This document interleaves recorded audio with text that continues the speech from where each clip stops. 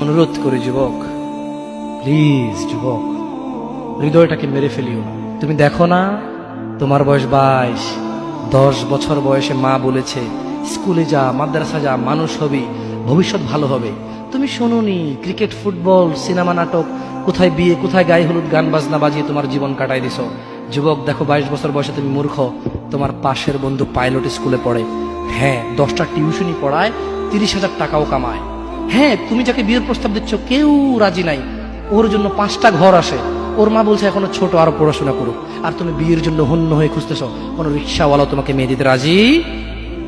তুমি দেখো 10 বছর 15 বছর বয়সে যদি মায়ের ওই কথা মেনে নিতা, তাহলে তুমি আজকে উপকৃত থাকতা। আমি জামশেদ মজুমদার 27 বছর বয়স এসে তোমাকে বলছি তুমি গান বাজনা ছেড়ে দাও।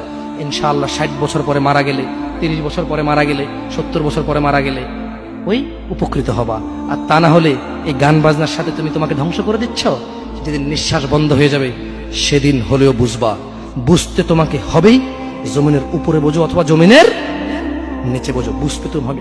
শোনো, আল্লাহ কোনো কিছু বলেছে আর তুমি বুঝবা না, আহা হা, পার পাওয়া যাবে না। তবে তোমাকে বলি, যা করেছো করেছো, যা গান বাজনা শুনেছো শুনেছো, এবার আল্লাহকে ভয় করে সব ছেড়ে ইস্তেগফার করো। বলো, আল্লাহ আমাকে ক্ষমা করেন, আমার এই 2 কানে গলিত সীসা ঢালিয়েন না। ইয়া আল্লাহ, ইয়া আল্লাহ, আজকে আমি উপলব্ধি করছি, আল্লাহ আমি আর কখনো বাদ্যযন্ত্র দিয়ে নিজেকে আনন্দিত করব না। এই হারাম যা আপনাকে রাগান্বিত করে, আমি আর কোনোদিন এই হারাম দিয়ে নিজেকে আনন্দিত করব না।